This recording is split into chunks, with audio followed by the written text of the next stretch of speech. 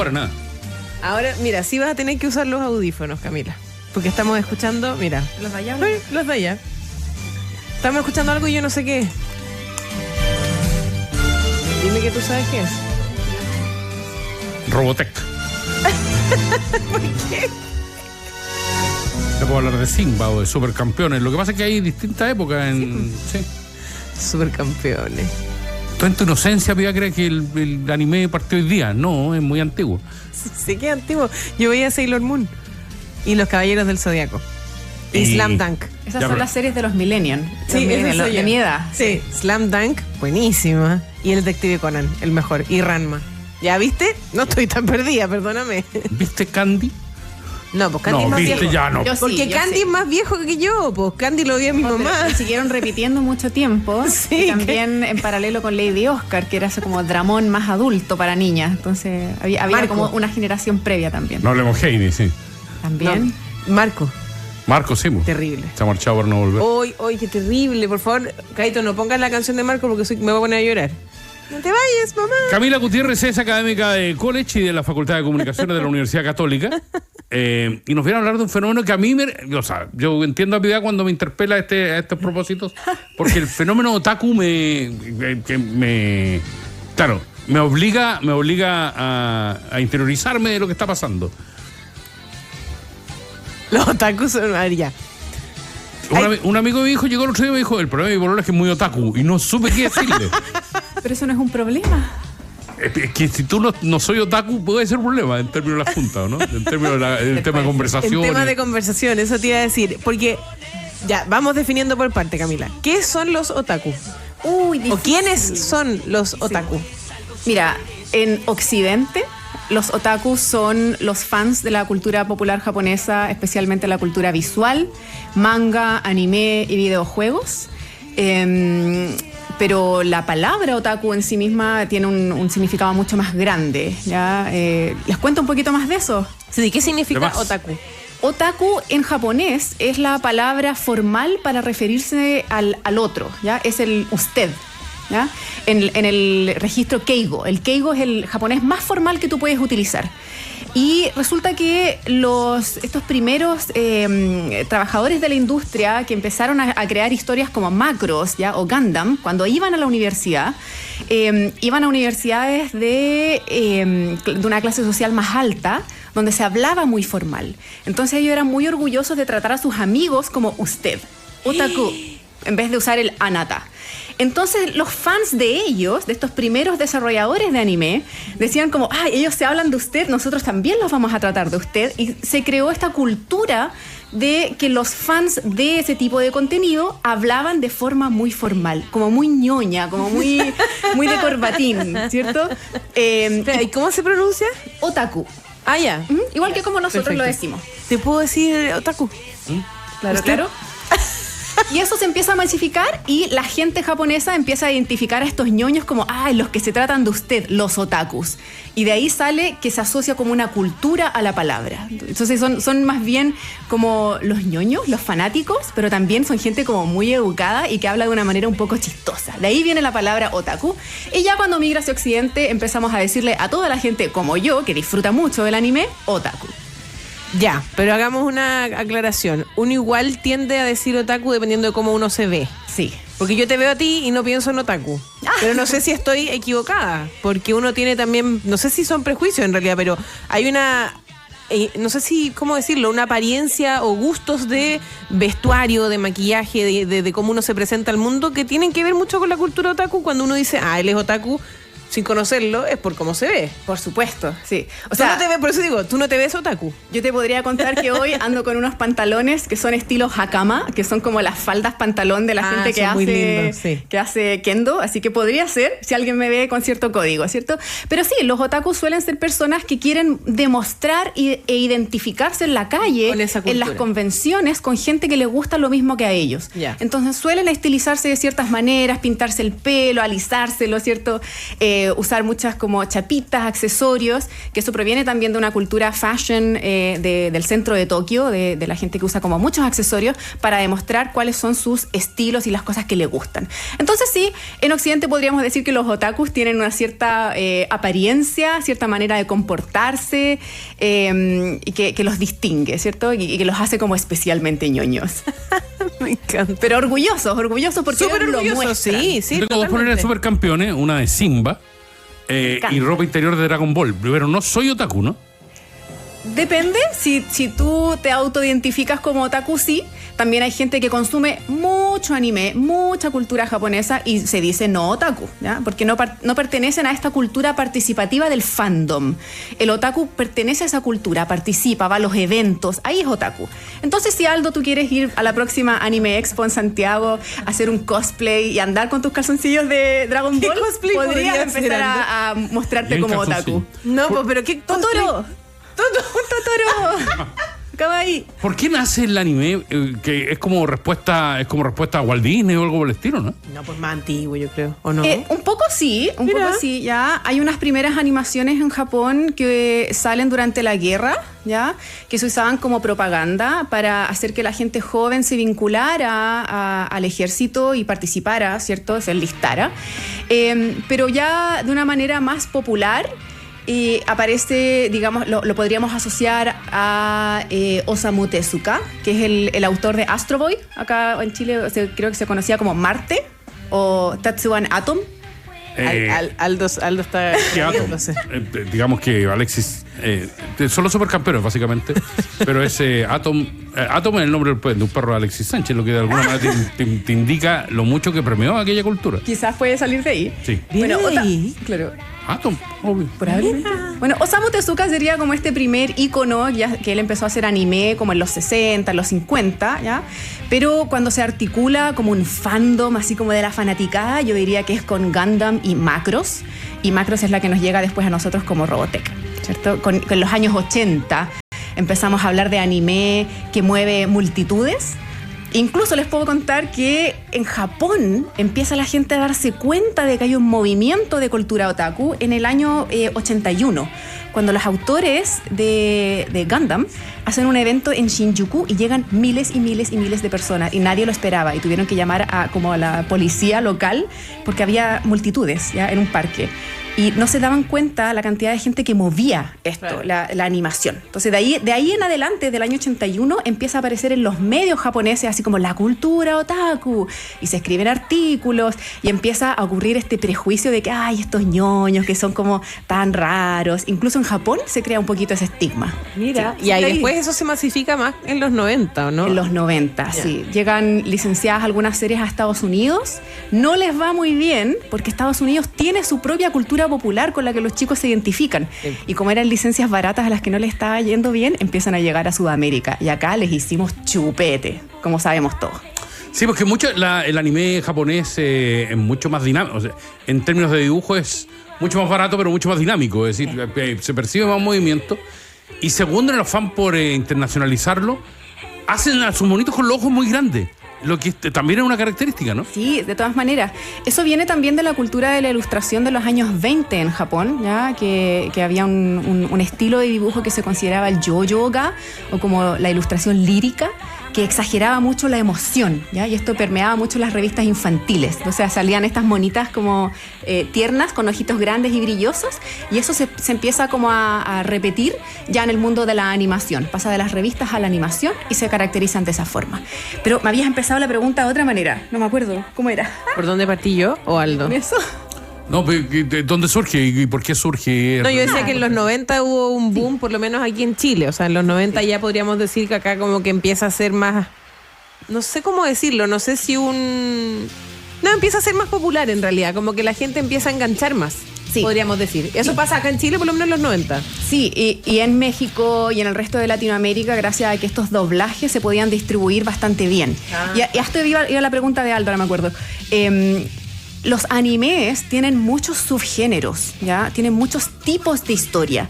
Entonces nosotros quizás estamos más familiarizados con los shonen, que son las historias para hombres adolescentes como Dragon Ball, los supercampeones, que es un Spokon. Los Spokon son los animes de deporte, ¿ya? Slam Dunk, el Spokon, mi favorito, ¿cierto? Incluso hoy en día Haikyuu, que es de voleibol. Pero claro, los Spokon tienen como una cierta cosa testosterónica, varonil, del deporte, de la autosuperación, que pega muy bien en Latinoamérica. Sí. Eso fue, sí. Ajá. Aldo está así como, sí, yo me acuerdo. Yo vi al lagarto Juancho, o sea, yo llegué tarde a todo este fenómeno. Pues. Pero igual lo viste con tus hijos, te apuesto. Algo. ¿Viste? Ya. Pero también hay géneros que son más orientados a las chicas, ¿ya? Y de hecho, la cultura otaku, y esto mucha gente lo reniega, hace este boom por las mujeres japonesas que tenían sus personajes favoritos y empezaban a escribir sus propias historias haciendo como romance entre ellos, muchas veces entre dos chicos, ¿ya? Y eso las atraía a eventos de anime como la Comiket, donde ellas vendían sus propios fanzines de historias que ellas creaban. Entonces hay un tremendo mercado de anime y de manga para mujeres y eso se llama shoujo, ¿ya? Como por ejemplo Sailor Moon, Cardcaptor Sakura, ¿ya? Estas como series más femeninas. Y para las mujeres adultas o un poco más adultas en sus veintitantos existen los yosei, como por ejemplo Lady Oscar o La Rosa de Versalles, que son estas como melodramas más adultos que incluso tienen que ver como con historias sobre la sexualidad, los dramas de la paternidad o maternidad, entrar al trabajo como una mujer. De eso se tratan los yosei y de esos han llegado también un poco a Latinoamérica. Mira. Así que esa diversidad, por supuesto, que atrae mucho al público. Claro. De todas maneras, ahora estamos escuchando, por ejemplo, ahora los Caballeros del Zodiaco. ¿Qué son? Ese es un shonen. ¿Sí? Ah, ya. Porque no es como... O sí, igual no es de deporte. No es de deporte, es de batalla. Yeah. Y es el shonen como la fórmula clásica de que cada vez el enemigo al que hay que derrotar es más poderoso y más grande y más difícil, ¿cierto? Me encanta. Parte los Caballeros del Zodiaco con Seiya en un torneo como cerca de su casa, ¿cierto? Como peleando ahí en el barrio y después es como tiene que superar salvando el universo, sí. al siguiente y después los dioses y después como los dioses más dioses, ¿cierto? Se va agrandando cada vez más. Esa es la fórmula del era shonen. Muy mino, además. Muy guapo, ¿no? Sí. Eso pasaba, yo creo que también cuando uno era más chico y veía estos monitos animados, que a diferencia, no sé, pues de Cartoon Network o no tengo idea, estos eran igual como más atractivos, como que uno más... ¿Enamoraste de un mono animado, en serio? No sé si me enamoré, pero lo encontraba mino, era como Seiya. No, sí, era guapo. Yo sí. Seiya era muy mino. Yo sí, de Yayita. Y Lin Min May, ¿no viste? Ella siempre la fan de todo. O sea, todo era fan de ella. Seiya era guapo. Camila, pero el fenómeno más universal que nos provoca Japón a partir del anime es Pokémon, que de alguna manera también traspasa generaciones, digamos. Absolutamente. Y ahí, o sea, yo sé de familias donde cabros chicos que tienen 35 años a esta altura y otros que tienen 10. Jugaron Pokémon, es decir, se extendió muchísimo en el tiempo, ¿no? Sí, es que Pokémon es un fenómeno transmedial. ¿Ya? Vamos a hacer palabras grandes. Pokémon, de hecho, parte en Japón mucho antes de que el anime y el manga se popularizara como un juego de cartas, ¿ya? Entonces, Pokémon en realidad apela a este deseo que tenemos todos los seres humanos de coleccionar. ¿Ya? Coleccionar las cartas, enfrentarte en el juego de cartas y ganarle al otro, cambiarlas, qué sé yo. Y el coleccionismo es algo inherente, es algo esencial de la cultura otaku, ¿cierto? Y del fan, la cultura fan. Entonces, por supuesto que Pokémon ha sido muy efectivo para perdurar en el tiempo, porque agarra a una nueva generación, la hace coleccionar, por ejemplo, Pokémones en un videojuego o Pokémones en cartas. Y hoy en día se coleccionan los Pokémones caminando por la ciudad con Pokémon Go. Así que por ese lado es muy atractivo y perdura mucho, extiende mucho su vida en el imaginario popular Pokémon, gracias a que es un juego de coleccionismo. Claro. Y eso yo creo que genera, además, lo que fue después Pokémon Go y la aplicación, eso hace que también trascienda un poco más a otras generaciones. Que va encontrando nuevas maneras de acercarse, de utilizar la tecnología. Como dice la Camila, es multimedial. ¿Pero tú jugaste Pokémon Go? No, pero compré los tazos, por ejemplo. ¿Viste? Los tazos eran otros. Coleccionar los tazos. Los tazos. Yo boté tazos por la ventana porque la pelea en el asiento de atrás del auto era insoportable. Me imagino esa situación. ¡Ya se acabó! Chao, los tazos salieron volando. No, pero el Pokémon Go fue... Me acuerdo cuando salió. ¿Cuándo? ¿Un par de años atrás? Pokémon Justo Go antes de la era- pandemia. No, antes de la pandemia no, fue como el 2017 en realidad, más o menos. Pero fue una locura, me acuerdo. locura. Fue una locura. Y locura de adultos, jóvenes, o sea, era mucha gente jugando esto. Algunos en silencio no lo decían. O sea, mi marido en esa época se empezó a ir como desde escuela militar hasta Toesca caminando Solo para después del atrapar trabajo Pokémon. para poder atrapar más Pokémon y hacía kilómetros al día. Yo Así pasé que, noche entera fuera de mi casa atrapando Pokémon Go. ¿Viste? Amigo. En Chile, ¿dónde están los polos otakus? Los polos. Sí, ¿dónde hay más gente otaku? ¿Dónde se juntan? ¿Qué hacen? Mira, ¿Se juntan a bailar? ¿O no? ¿Eso no son otakus? sí, también, por ya, supuesto, ¿viste? la gente que baila. En el GAM. Yo he visto mucha gente en el GAM bailando. En el GAM sí, al lado de un bar. Y si no, también en el Teatro Municipal de Las Condes. Sí. Bueno, esas son las extensiones de como de la cultura otaku, pero que se interesa más por la cultura popular de Corea, ya de la cultura de los idols. Entonces Otra cosa. son dentro del espectro, pero son como los otaku un poco más cool que bailan, ¿cierto? Son como más fitness en ese sentido. Pero yo diría que la cultura otaku es bastante transversal, aunque pega más en las clases populares, ¿ya? Producto de que en Chile se transmitió mucha animación en la televisión abierta. A diario se creó una rutina en las clases populares, los niños que salían del colegio muy tarde por la jornada completa, de ver su serie en la tarde mientras hacía la tarea un ratito, porque producto de la jornada completa ya no había tanto tiempo para el esparcimiento de, por ejemplo, ir a un museo, ir a un evento, ¿cierto? Como niño chico. Entonces, eso facilitó que mucha gente accediera a esa cultura desde su casa, gratuitamente, y que pudiera vincularse con sus compañeros de colegio, con los otros niños del barrio a través de estas series que eran compartidas, que todo el mundo las podía ver. Así que yo diría que tiene ese beneficio la cultura otaku, de ser muy accesible. Aclarando las cosas, separemos a los otakus con lo del K-pop. Son dos cosas... los del K-pop son como más cuicos, ¿no? No sé. ¿Pero por qué te da con esa cuestión que tiene que ver? ¿De qué? No hay que ver, por favor. No sé, creo que... El pop es súper universal. No, la gente otaku es más de batalla. Se juntan...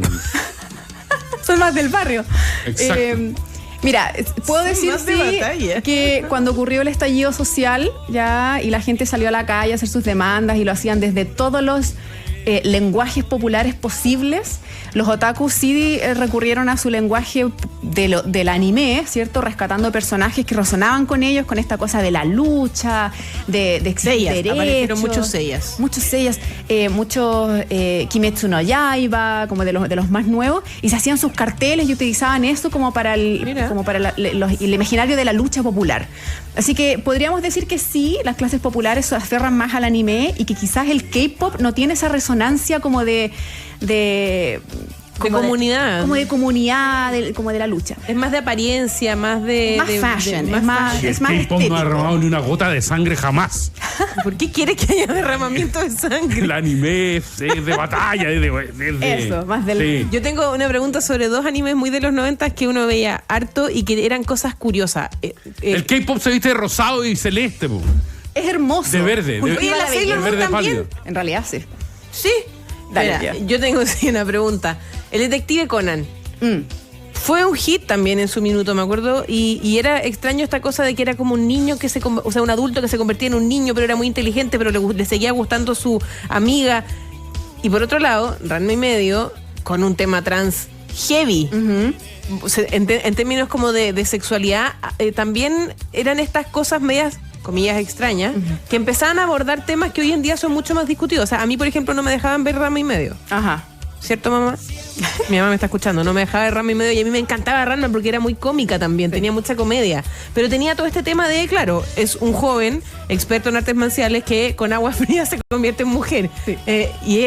Y hay un personaje rarísimo también que es este viejo, como Esposa señor sí, se roba la ropa interior. Y Caíto se ríe y me hace decir, porque efectivamente te tocaba también temáticas que, por ejemplo, en la televisión chilena en ese minuto, los 90, ni por si acaso los monitos animados tenían ese tipo de temas. Po. Absolutamente.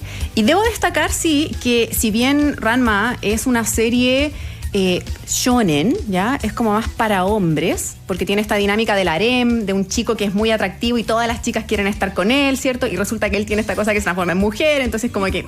¿ya? Si bien es una serie shonen, es escrita por una mujer, Sí. ¿ya? Rumiko Takahashi, y es una comedia.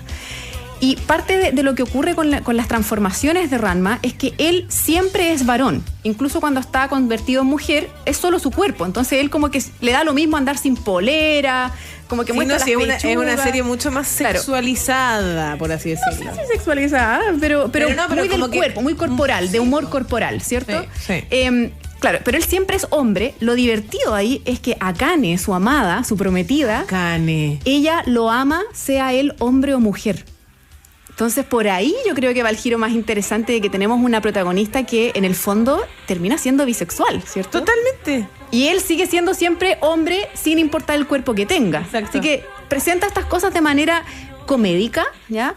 No es como una lucha política trans necesariamente la serie, pero sí te lo hace naturalizar. Te ríes con él, disfrutas del romance y sientes que no es tan raro después. Totalmente. Sobre Happosai, ese personaje degenerado, el viejo Ecchi, el anime de los 90 le dio mucho más protagonismo de lo que tenía en la historia original. ¿Ya? Es un personaje que aparece de vez en cuando para Rumiko Takahashi, pero ella no quiere como naturalizar ese comportamiento. Claro. Ella lo usa como para que las personajes femeninas de la serie puedan denunciarlo, enojarse, pegarle y como responderle al acosador. Ese es como el tropo narrativo con Happosai. Me gusta, porque esta es la canción además que estamos escuchando, es la de Ranma, y Ranma tiene ese rollo que a mí me parece interesante analizar. Sí. Muchas nos pilló el tiempo, Camila. Nos quedan muchísimas preguntas. Fundamentalmente una que me interesaba mucho para dilucidar una vieja disputa en la casa. Arcane no otaku, ¿no? ¿Cómo? Arcane, la serie que están dando. Uy, le gusta mucho los otakus, pero es más del mundo de los videojuegos y no necesariamente japonesa, pero pertenece a las cosas que les gustan. Sí. Grande. Se acaba la discusión. Se acaba la discusión. Camila, muchísimas gracias por haber estado con nosotros hoy día hablando de este tema. Gracias a usted, lo pasé muy bien. Así que feliz día del otaku a todos. Feliz día del otaku.